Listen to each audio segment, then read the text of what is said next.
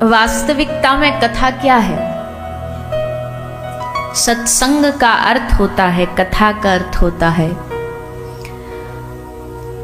स्वयं की खोज करना, स्वयं को जानना। स्वयं को जानने का मतलब क्या है? सब कहेंगे जी हम तो जानते ही हैं, हमें पता, हमारा नाम, हमारा एड्रेस, हमारा सरनेम, हमारा आधार कार्ड, सब तो पता है हमें। बोले भैया देखो, पहचान दो तरह की होती है। हम सब दो पहचान लेकर के घूमते हैं। एक पहचान है टेम्पररी और एक पहचान है परमानेंट। टेम्पररी जो हमारी पहचान है उसका हम परिचय ज्यादा देते हैं और उसको वास्तविक परिचय समझते हैं, उसको असली समझते हैं। टेम्पररी परिचय मतलब, टेम्पररी परिचय का मतलब है कि ये जो पहचान, हमारा नाम, हमारा गांव, हमारा शहर, हमारी पहचान पत्र, आधार कार्ड, पासपोर्ट, ये जो कुछ भी है ना, ये हर जन्म में बदलता है, हर जन्म में नया मिल जाता है। और ये एक जीव है जो भीतर बैठा है, जो एक बहुत लंबी यात्रा पर चलता हुआ आ रहा है। कभी किसी जन्म में कुछ बना, कभी किसी जन्म में कुछ बना। एक बच्चे को आप कभी जब जन्म लेता है तो देखो, वो जब जन्म लेता है तो उसको दुग्ध पान करने की कौन क्लास देता? दूध कैसे पीना चाहिए कौन सिखाता है उसे? रोना कौन सिखाता है उसे? वो सब इसलिए कर रहा है क्योंकि उसे पूर्व कई जन्मों का अभ्यास है। ईर्ष्या, ईर्ष्या भी बालक के भीतर होती है। कैसे? उसके सामने उसकी मैया किसी और बालक को ले ले, फिर देखो हाय तौबा मचा देगा। नहीं हम ही है तुम्हारे, हमें को गोदी में लो।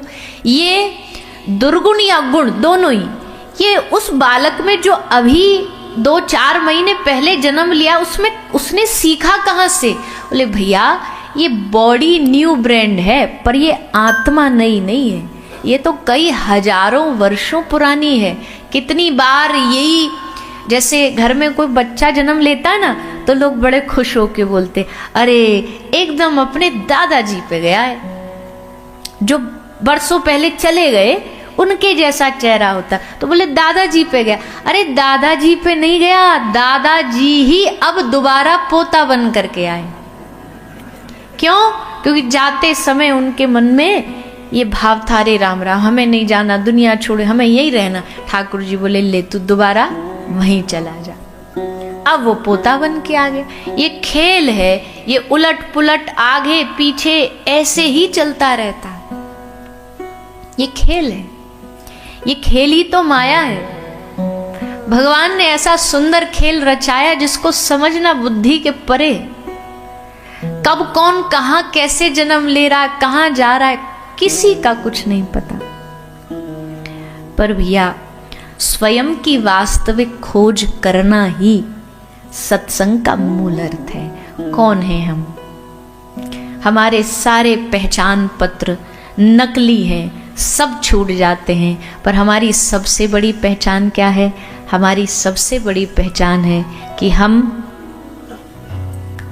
भगवान के दास हैं, हम उनके आश्रित हैं, हम उनसे प्रकट हुए हैं। इसलिए उस पहचान को जानवाने के लिए ही सत्संग, भागवत, राम कथा, कृष्ण कथा, प्रवचन, ये सब सुनना चाहिए। आदमी हमारी अपनी आंख हमें कभी नहीं देख सकती। हमारी अपनी आंख सारी दुनिया देख सकती है। हमारी आंखें, मैं आपको देख सकती हूँ, खंबा दिख रहा है, ये पंखा दिख रहा है, ये माइक दिख रहा है, लेकिन अपना चेहरा नहीं देख सकती अपनी आंखें। अपना चेहरा देखने के लिए क्या करना पड़ेगा? हाँ जी, हाँ, मैं आपसे बीच बीच में प्रश्न करूंगी। वो इसलिए करूंगी क्योंकि एक तो सुबह का सत्र है, ठंडी वैसे पड़ रही है, तो ऐसे में नींद बड़ी बढ़िया आती है। एक तो सुबह सुबह ला के बिठा दिए कथा करने, ऐसे मन सोच रहा होगा क्या बढ़िया नींद आ रही थी, आ गए यहाँ कथा। सुबह वाली कथा बड़ी खतरनाक होती है। हमने तो पता नहीं कितने, हमको लगता सालों ही हो गए होंगे। एक दिन कभी कभी होता है जब कभी हमें जल्दी निकलना होता तब हम सुबह के सत्र में कथा करते हैं, 7वें दिन। पर सुबह वाले सत्र में कथा बड़ी डेंजरस होती है क्योंकि इसमें नींद बड़ी मीठी मीठी आती है। पर हम यहाँ सोने थोड़ी आए, हम तो यहाँ, अरे बोलो ना, उठो जागो हरी शरण चलो। पर हमारी कथा इतना तो पक्का सोने तो नहीं देगी आपको सोने तो देंगे नहीं। क्यों? क्योंकि यहाँ ठाकुर जी की कथा में आए। और चलो एक छुट्टी और भी दे दें, पर उसका उल्टा अर्थ मत निकालना। अगर किसी को नींद आ भी जाए ना तो दिख जाता कई बार साथ वाला सो रहा है तो साइड वाले ऐसे हीन दृष्टि से देखते, बताओ। पर हम आपको एक बात बता रहे हैं, आप भले हीन दृष्टि से देखो पर हमारे ठाकुर जी नहीं देखते। पूछो कैसे? जब कोई बच्चा बहुत पूरी रात एग्जाम की तैयारी करने के लिए पढ़ रहा हो, खूब पढ़ रहा है, पढ़ते पढ़ते सुबह के 4 बज गए और 4 बजते बजते उसे नींद आ गई। हाथ में पेन है, सामने टेबल पे किताब है और हाथ में पेन लेके ऐसे ही करके सो गया, टेबल पे सर रख करके। अब जब 5 बजे 4 बजे उसकी मैया चेक करने आती है क्या कर रहा है और देखेगी हाथ में पेन लगा, सामने पेपर, सो गया, तो गुस्सा होगी क्या? मन में क्या आएगा? अरे राम राम, मेरा लड्डू देखो पूरी रात पढ़ा बेचारा और अब पढ़ते पढ़ते बेचारे को नींद आ गई है। तो क्या करेगी? हाथ से पेन रख देगी, किताब बंद कर देगी, थोड़ा पीछे सरका के सुला करके कंबल उड़ा देगी। बेचारे ने पूरी रात मेहनत करी, कितना पढ़ता है, कितनी मेहनत करता है। वैसे ही अगर गलती से नींद आ भी गई ना कथा में तो ठाकुर जी आए, क्योंकि एक तो ऋषिकेश में कथा चल रही, गंगा जी के तट पे चल रही, ठाकुर जी तो यहाँ है ही है, विराजमान है। तो वो जब देखेंगे कि अच्छा सो गया तो नाराज नहीं होंगे। भगवान अरे राम राम राम, बेचारा कितनी मेहनत करता है, मेहनत करते करते बेचारे को देखो कथा में भी नींद आ गई। तो भगवान को लाड़ आएगा, दुलार आएगा, गुस्सा नहीं आएगा। अब इसका मतलब ये भी नहीं थे आप लाड़ दुलार पाने को सो ही जाओ अच्छा लाड़ मिलेगा, चलो हम भी ट्राई करते हैं। हाँ जी, ना ना ना, मौका नहीं देंगे हम बिल्कुल भी हमको जरा भी दिखाना कोई, हमने अपने कैमरे वाले को समझा रखा, पूछो इनसे, जो सोता दिखे उसी को दिखाना है।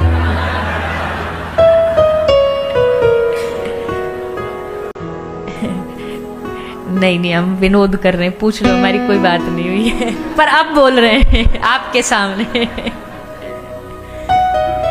खैर,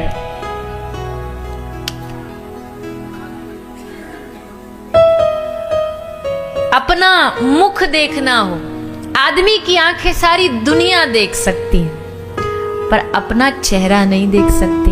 अपना चेहरा देखने के लिए उसे सहारा लेना पड़ता है। किसका?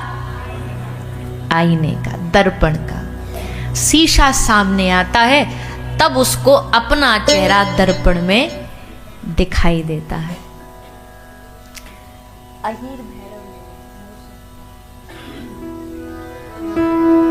अपना चेहरा उसको दर्पण में देखना पड़ता। वैसे ही हम कौन हैं ये पहचान करने के लिए हमें एक शीशा चाहिए, हमें एक दर्पण चाहिए। और वो दर्पण क्या है? आवाज। दर्पण क्या है? भागवत शास्त्र ग्रंथ रूपी दर्पण लेकर के, शीशा लेकर के जब आप 7 दिन कथा में बैठोगे ना तो भागवत दर्पण का काम करेगी, आईने का काम करेगी। ये बीच बीच में आपको दिखाएगी कि आप कैसे हो, मैं कैसा हूं, मेरे अंदर कौन से गुण हैं, कौन से दुर्गुण हैं। और जब आदमी शीशे में अपना चेहरा देखता, आदमी की आदत है वो घर से निकलने से पहले एक बार चेहरा जरूर देखे, तैयार होकर के, अब कोई गड़बड़ तो नहीं है। और निकलने से पहले अगर उसे दिख गया कि उसकी आंख के ऊपर, उसके होठ के ऊपर, उसके गाल पे कहीं कोई काला धब्बा लगा है, कोई धागा लगा है, कोई रुई का छोटा सा डॉट लगा है, तो क्या उस काले धब्बे को वहीं छोड़ देगा या साफ करेगा? साफ करेगा। दाग दिखने के बाद छोड़े नहीं जाते। ये तो बेकार की बात है जो एडवर्टाइज वाले बताते दाग अच्छे हैं। दाग अच्छे कहाँ हैं? किसको बढ़िया लगता है दाग? तुरंत साफ करेगा, मुंह पोंछेगा। 7 दिन तक भगवान की कथा हमें दर्पण के रूप में हमारा चेहरा दिखाती है, मतलब हमारी वास्तविकता दिखाती है। आदमी सारी दुनिया से झूठ बोल सकता है, सारी दुनिया को धोखा दे सकता है, पर आपके बारे में आपसे बेहतर, मेरे बारे में मुझसे बेहतर इस दुनिया में या तो परमात्मा जानता है या मैं जानता हूं। मैं भीतर से दानव जैसा हूं या देवता जैसा हूं, ये मैं जानता हूं, ये हर एक आदमी जानता है। उसकी अच्छाई कहां तक है ये सब जानते हैं, लेकिन गलती क्या करते हैं? दाग दिखने के बाद भी उस दाग को वहीं छोड़ देते हैं। दिख रहा है ये दाग है, दिख रहा है ये कमी है, कमी है तो उठाओ ना, कपड़ा उठाओ ना, पोंछो ना उसको। अगर हमें दिख गया हमारे मन में कोई मैल है तो हमें उसको धोना है। कैसे धोगे? हरि नाम से, भजन से, अपनी भक्ति से उस दाग को साफ करना है। कथा दर्पण है, कथा शीशा है। दर्पण किसी की चापलूसी नहीं करता। दर्पण का एक सबसे बड़ा गुण है, किसी से रिश्वत नहीं लेता। अगर शीशा रिश्वत लेता तो सारी दुनिया उसको घूस दे करके अपने आप को अच्छा दिखाने की कोशिश करती, पर शीशा तो शीशा है। मोटे हो तो मोटे दिखोगे, पतले हो तो पतले दिखोगे। फिल्टर थोड़ी है आज के जमाने का। लोगों को शीशा पसंद नहीं आया इसलिए तो लोगों ने आजकल मोबाइल में फिल्टर लगा दिया। यहाँ बदला जा सकता है, शीशा बदला नहीं जा सकता। असलियत दिखाता है, कथा असलियत दिखाती, कथा दर्पण है, कथा शीशा। भगवान को नजदीक महसूस कराती है, करीब महसूस कराती है। भगवान की नजरों में हम कब आते हैं? भगवान की नजरों में हम तब नहीं आएंगे जब हम कहीं दुनिया के किसी शादी में, पार्टी में, क्लब में, दुनियादारी में, मनोरंजन में घूम रहे होंगे। पर इतना तो पक्का है जब भगवान देखेंगे कि अपने सारे काम छोड़ के, अपनी व्यस्त जीवन छोड़ के बेचारा 7 दिन इतनी दूर बंबई से चल करके यहाँ ऋषिकेश गंगा जी के तट पे मेरी कथा सुनने आया है, तो पक्की गारंटी है कि भगवान की नजर आप पर पड़ेगी तो जरूर। और जब भगवान की नजर पड़ रही होगी उस समय अगर हम किसी और धंधेबाजी में लगे होंगे तो इससे अच्छा है कि कब भगवान की नजर हम पे पड़ जाए, इसलिए सतर्क रहें, अलर्ट रहें। भगवान कब हमें देख रहा हो, भगवान देखे यही तो चाहिए हमें, और चाहिए क्या? एक वृंदावन में एक बूढ़ी माता गई दर्शन करने, बांके बिहारी जी। तो बांके बिहारी जी का जो मंदिर है, अब तो खैर बिहारी जी बाहर आ जाते हैं कभी कभी, पर विशेष तरह पुराने जितने भी अपने प्राचीन मंदिर हैं वो सब बड़े अंदर हैं, भीतर हैं, मतलब जो ठाकुर जी सामने से दिखाई बड़े कम देते। नाथ द्वार हो गया, बरसाना हो गया, बिहारी जी हो गए, तो बिहारी जी बड़े भीतर घुसे हुए थे। एक अम्मा आई, बूढ़ी अम्मा, उसने देखा इतनी दूर तो साथ में दूरबीन लाई थी देखने के लिए, तो उसने दूरबीन लगा के ऐसे दोनों आंख पे बिहारी जी को देख रही थी, पर उसने दूरबीन को उल्टा लगा रखा था। जिधर से देखना है वो साइड दूसरी तरफ थी और उधर वाली इधर अपनी आंख पे लगा रखी थी। तो किसी चतुर सुजान ने, ज्ञानचंद ने ज्ञान बांटा, रे अम्मा तुम गलत कर रही हो, ये उल्टा है, ये ऐसे नहीं, देखने वाला उधर और ये इधर लगना चाहिए। तो धन्य है माता की भाव, हंस के बोली बेटा मुझे फर्क नहीं पड़ता, मैंने सही लगा रखा और जानबूझ के लगा रखा है। क्यों? बोले मैं उसे देखने के लिए दूरबीन नहीं लगाया, मैंने उसकी तरफ ये दूरबीन लगाया कि ले ठाकुर देख ले मैं आई हूं,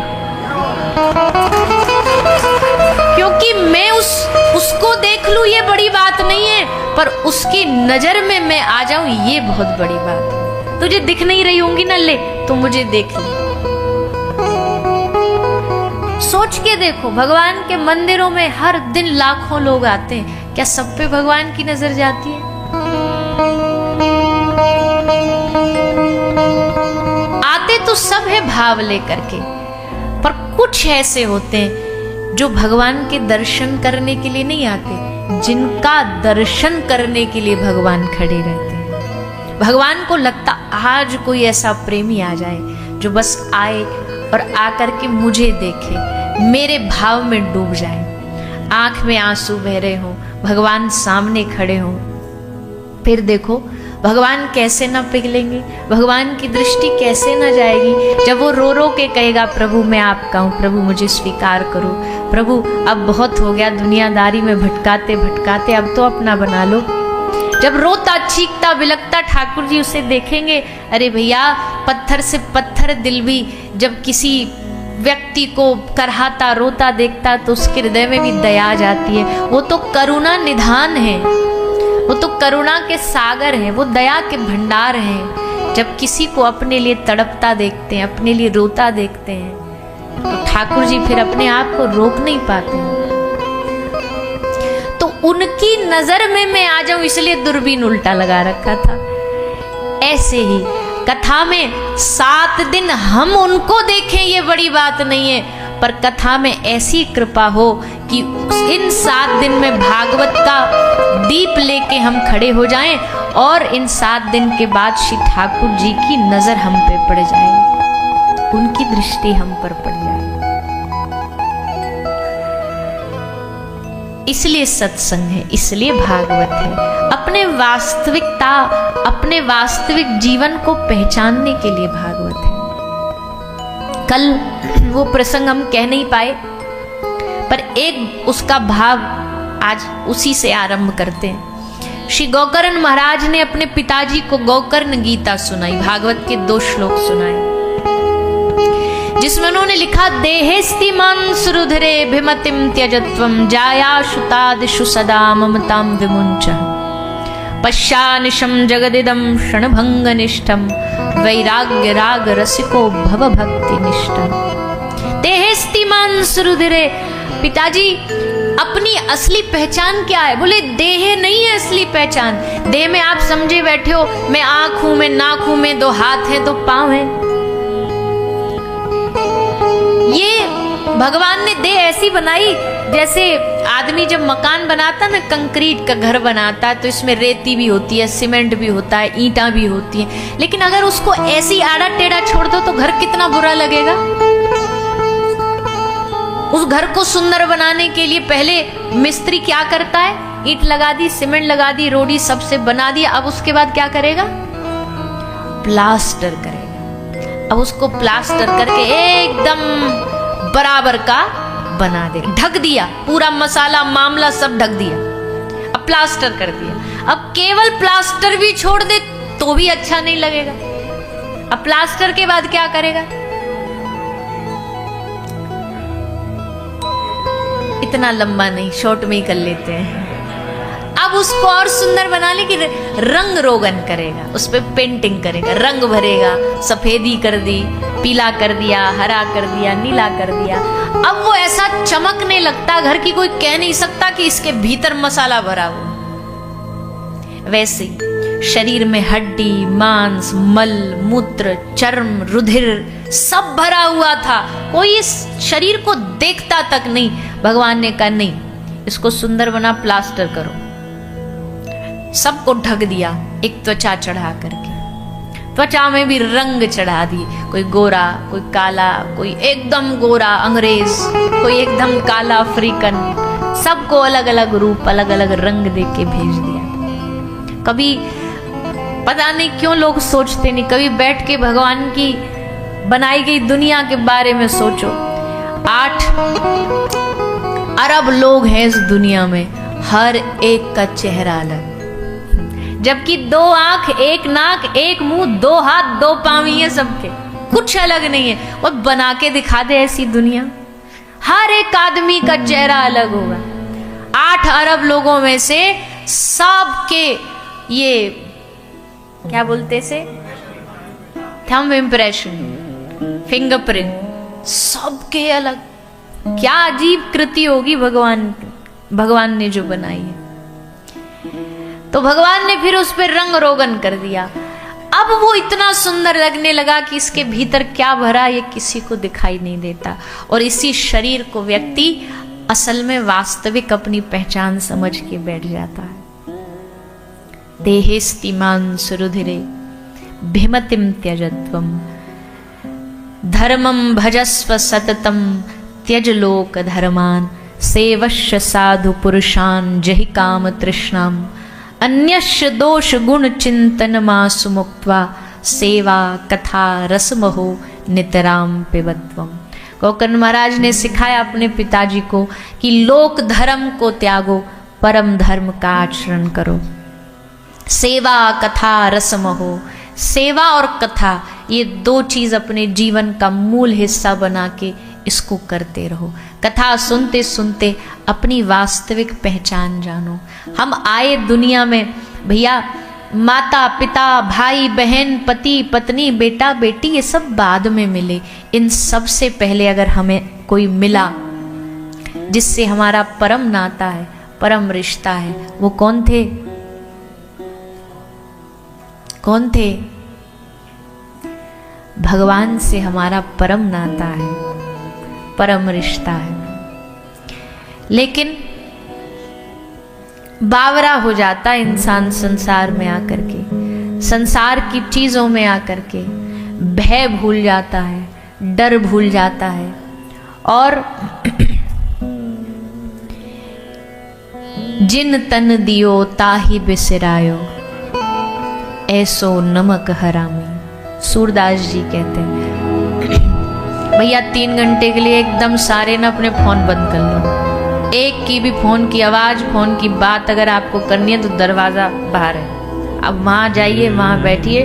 यहाँ बैठे हो कथा में किसी के भी फोन की आवाज, फोन उठाना, बातचीत करना ये सब नहीं होना चाहिए। कथा मतलब कथा।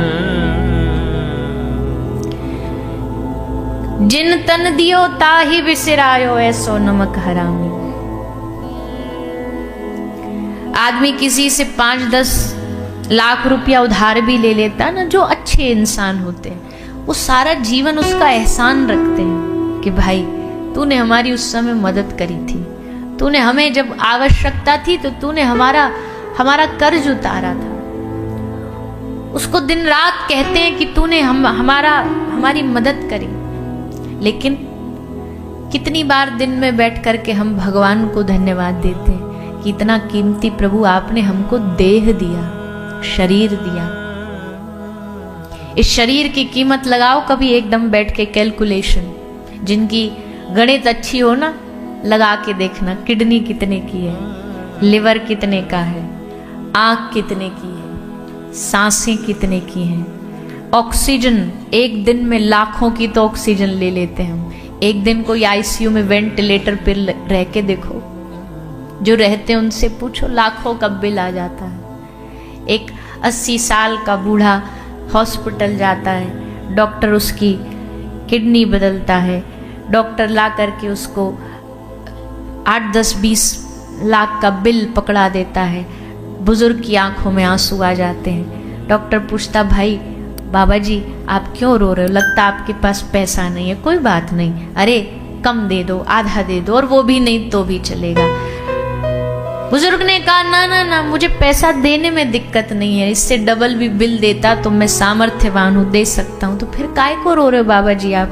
बोले, आज उस परमात्मा की कृपा को देख करके रोना आ गया। तूने 4 घंटे के लिए मेरे दिल को संभाला तो तूने इतने लाखों का बिल मुझे थमा दिया। वो 80 साल से मुझे थामे बैठा है, उसने आज तक मुझसे 1 रुपया नहीं मांगा, 1 पैसा नहीं मांगा। और फिर भी हम उसकी कीमत नहीं समझते, फिर भी हम उसकी वैल्यू नहीं समझते। धिक्कार है हम।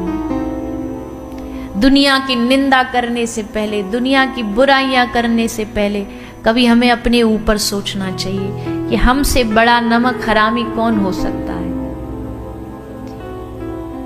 जिस भगवान ने जिस उद्देश्य को लेकर के हमको इस संसार में भेजा था, संसार के सारे उद्देश्य पूरे कर रहे हैं। संसार में कमा भी रहे हैं, खा भी रहे हैं, सो भी रहे हैं, रिश्ते नाते भी निभा रहे हैं, लेकिन जिनके साथ सब रिश्ते निभाने चाहिए थे उनको सूरदास जी कहते हैं,